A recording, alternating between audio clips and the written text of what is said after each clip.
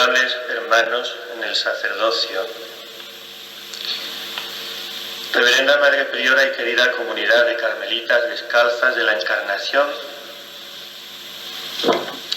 queridas religiosas de las varias congregaciones que veo que nos acompañáis esta tarde, lo que es una manifestación de la multiforme hermosura de la Iglesia. Carísimos hermanos, en el corazón de Jesús de Teresa.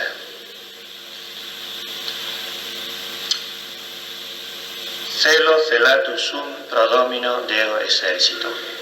Ardo en celo por el Señor Dios de los ejércitos. Hemos escuchado la primera lectura de esta misa votiva de Santa Teresa, ese grito encendido de Elías, el profeta de fuego, el inspirador y el padre del Carmelo, que es adoptado por divisa de la orden en el mote de su escudo, tan antiguo como misterioso. Es un lema que Teresa se encuentra al abrazar la vida carmelita en este monasterio de la Encarnación, pero al que ella, como todo lo que caía en sus manos, supo cargar de un sentido nuevo y personalísimo. Ardo en celo por la gloria de Yahvé. Estamos tratando estos días, queridos hermanos, de sumergirnos en la hondura del corazón de Teresa, esta mujer impresionante, más humana cuanto más divina y más divina cuanto más humana. Queremos ir a buscar al corazón de Teresa, como el padre de familia que saca del arca lo viejo y lo nuevo, toda esa sabiduría del cielo con que el Señor la enriqueció, no solo para ella, sino como un legado preciosísimo que ella nos había de transmitir a todos los que hoy nos seguimos beneficiando y seguimos yendo a beber de este manantial inexhausto, el corazón de Teresa. Porque no es la de Teresa, como algunos quieren, algunos que no se han acercado a alimentarse de su doctrina celestial, como pedíamos en la oración colecta, no es la suya una espiritualidad aristocrática, un método de oración construido y trazado solo para almas selectas. No. La Santa Madre, conocedora como pocos de la psicología humana, no abandona a las almas que no puede conducir tras de sí porque el pecado las ha dejado inmovilizadas en una suerte de parálisis espiritual. No, muy al contrario. A medida que ella se aleja, que va ascendiendo hacia las cumbres, vuelve con más frecuencia hacia estas almas su mirada cargada de ternura. Al llegar a la cima, su compasión no tiene límites y su amor hacia ellas es tan grande que la absorbe por completo. Y aquí está la grandeza del celo de Teresa y de toda su herencia espiritual. Cómo pegan fuego cuando se leen esos párrafos encendidos de los primeros capítulos del Camino de Perfección, sin duda la más espontánea y la más llena de frescura de todas sus obras, porque parecen un trasunto de lo que también a nosotros nos ha tocado vivir en estas horas indudablemente difíciles de la historia de la Iglesia y de la humanidad. Venida a saber los daños de Francia de estos luteranos y cuánto iba en crecimiento esta desventurada secta, fatiguéme mucho, y como si yo pudiera algo o fuera algo, lloraba con el Señor y le suplicaba remediase tanto mal. Pero no eran los de Teresa, como a las veces son los nuestros, lamentos estériles. Veamos cómo, hasta donde le es dado, mujer y ruin en el siglo XVI, trata de poner el remedio conducente. Paréceme que 1000 vidas pusiera yo para remedio de un alma de las muchas que vi a perder. Y como me vi mujer y ruin, y imposibilitada de aprovechar en nada en el servicio del Señor, que toda mi ansia era y aún es, que pues tiene tantos enemigos y tan pocos amigos, que estos fuesen buenos. Y así determiné a hacer eso poquito que yo puedo y es en mí, y procurar que estas poquitas que están aquí hiciesen lo mismo, que es seguir los consejos evangélicos con toda la perfección que yo pudiese, pensando que si ellas eran tales cuales yo las pintaba en mis deseos, entre sus virtudes no tenían fuerza mis faltas, y podría yo contentar al Señor en algo, para que todas ocupadas en oración por los que son defensores de la Iglesia y predicadores y letrados que la defienden, ayudásemos en lo que pudiésemos a este Señor mío, que tan apretado le traen a los que ha hecho tanto bien, que parece le querrían tornar ahora a la cruz estos traidores, y que no tuviese a dónde reclinar la cabeza. Este celo que consume a Teresa al escuchar las devastaciones protestantes es el mismo que abrasaba el alma de Elías, el padre del Carmelo. ¿Qué haces ahí, Elías? ¿Qué te trae por aquí? Hemos escuchado en el libro de los Reyes que le pregunta el ángel del Señor. A lo que el profeta responde: me consumo de celo por el Señor, Dios de los ejércitos, porque los hijos de Israel han abandonado tu alianza, han destruido tus altares, han pasado a cuchillo a tus profetas. Si Elías se siente consumido por el celo de justicia y Teresa más bien por el del amor, ello es debido a que el profeta pertenece a la ley del temor y Teresa ha vivido bajo la ley del amor. Pero una actitud idéntica de oración contemplativa de quien medita día y noche la ley del Señor, como pide la regla del Carmelo, ha acumulado en ambos, Teresa y Elías, los mismos ardores divinos y ha ensanchado sus horizontes espirituales. Ya no se trata solo de la intimidad con Jesucristo, de corazón a corazón, lo cual también se debe cultivar hasta el fin, sino que se experimenta la realidad del Cristo total. Al penetrar en las profundidades del corazón del Señor, se siente el sufrimiento del amor rechazado, de la sangre redentora derramada en vano, una gran compasión por las almas que caen en el infierno por haber menospreciado el amor de Dios.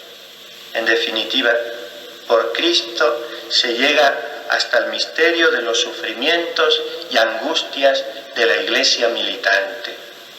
Por eso, el amor a la Iglesia dominará por completo el corazón de Teresa. Trabajar por la Iglesia es su vocación, el fin de su reforma.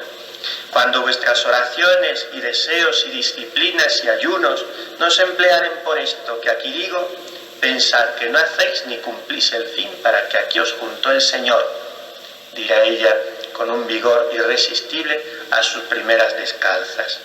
Y este anhelo quedará expresado a maravilla en su último suspiro en Alba de Tormes: al fin muero hija de la Iglesia. Para la Santa Madre, la cumbre del Carmelo no es lugar de descanso, sino de entrega a los trabajos incesantes por la gloria de Dios.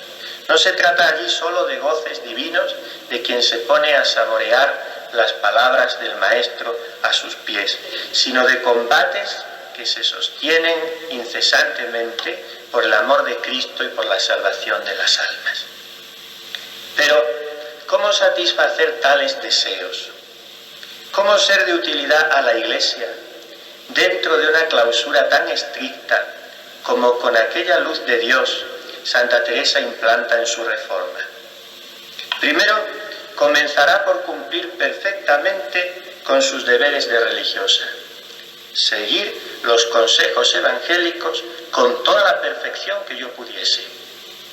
Ay, si nosotros siguiéramos los deberes del propio Estado con toda la perfección que pudiésemos.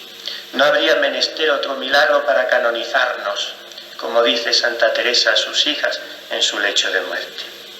Segundo, comprende que la oración por la Iglesia no encuentra su perfecta eficacia sino en el sacrificio. Regalo y oración no se compadecen. Por eso quiere que la penitencia y la inmolación se conviertan en su reforma en una imperiosa necesidad y se traduzcan en 1000 austeridades cotidianas, sin las que el Carmelo no sería lo que ella soñó, aunque algunos quieran hacer ver lo contrario. Y tercero, Mira a su alrededor y se le parte el corazón al constatar un hecho desolador. Estáse ardiendo el mundo. Quieren tornar a sentenciar a Cristo. Quieren poner su iglesia por el suelo. Y se decide a sacrificar la amable paz de sus primeros años en el conventico de San José de Ávila por los arduos trabajos de sus fundaciones, porque es necesario multiplicar los palomarcitos de donde suba al cielo la plegaria ferviente que salve las almas y asegure el triunfo de la Iglesia. Su empeño será ya transfundir sus ardores en las almas de sus hijas. Oh hermanas mías en Cristo, ayudadme a suplicar esto al Señor, que para eso os junto aquí. Este es vuestro llamamiento, estos han de ser vuestros negocios, estos han de ser vuestros deseos, aquí vuestras lágrimas, estas vuestras peticiones. Así orienta la Santa Madre los esfuerzos de sus hijas, que generación tras generación la han comprendido a maravilla, como por ejemplo Teresita del Niño Jesús, la santa más grande de los tiempos modernos, en expresión de otro de los pontífices más grandes de los tiempos modernos, San Pío X, quien declaró en el examen previo a su profesión, cuando entró en el Carmelo a finales del siglo pasado: vine al Carmen para rogar por los sacerdotes y por la conversión de los pecadores. Y en sus poesías, ella, de alma lírica como sus santos padres Teresa y Juan, escribe: yo he venido al Carmelo a pagarte por todos tus deudores, yo he venido a poblar tu hermoso cielo de grandes y contritos pecadores.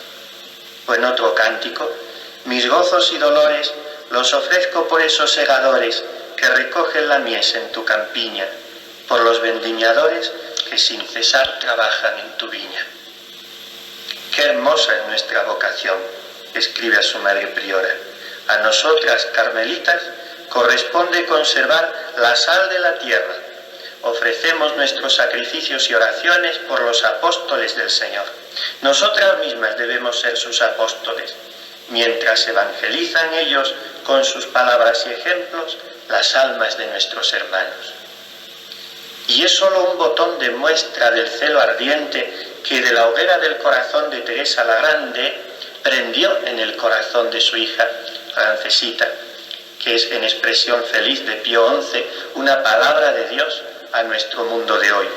Pero igual que en Teresita de Lisieux, podíamos recoger expresiones semejantes en la Beata María de Jesús Crucificado, la florecilla árabe, o en la Beata Isabel de la Trinidad, la gran apóstol de la inhabitación de Dios en el alma en gracia, o en las tres mártires carmelitas de Guadalajara, o en la venerable Madre Maravillas de Jesús, a quien tendremos el gozo de venerar pronto en los altares y a quien tanto debe este monasterio de la Encarnación de Ávila. En fin, son legión las hijas descalzas de la Santa Doctora que hacen vida las palabras que ella les dejó escritas. Así, hermanos, debemos sacar nosotros dos consecuencias prácticas para nuestra vida de estas enseñanzas teresianas sobre el celo apostólico, sobre el amor a la Iglesia, sobre el valor de la oración y el sacrificio. Primero, un amor inconmovible a la Iglesia, la única Iglesia de Cristo, frente a ese sofisma diabólico de hoy: Cristo sí, Iglesia no, con el que se expresan algunos desdichados que por rechazar la Iglesia quieren tornar a sentenciar a Cristo. Y segundo, un firme convencimiento, pero no solo a nivel de ideas, sino de experiencia, de que no es la actividad febril y desenfrenada, aunque sea actividad por Dios, en la que nos movemos, como decía Pío XII, la herejía del activismo, lo que puede salvar nuestro pobre mundo tan ciego y tan descaminado hoy. Eso no conduce a nada, sino que es el incienso de la oración silenciosa y las rosas deshojadas del sacrificio desconocido, esa ofrenda agradable que el Señor mira sonriente y a cambio de la cual envía sobre la tierra sus gracias y sus mercedes. Este es el sello inconfundible de la espiritualidad teresiana. Por eso no espiritualidad aristócrata, sino espiritualidad de la que todos podemos beber y vivir. Una espiritualidad que forja almas que son apóstoles de un celo devorador cuando se han habituado a permanecer constantemente día y noche en presencia del Dios vivo, según la doble expresión del profeta Elías, que es la divisa del Carmelo y por eso la divisa también del corazón de Teresa. Vive el Señor en cuya presencia estoy, y cuando se nos pregunte qué hacemos, estoy celando tu honra, estoy ardiendo en celo por ti, Señor, Dios de los ejércitos. Así sea.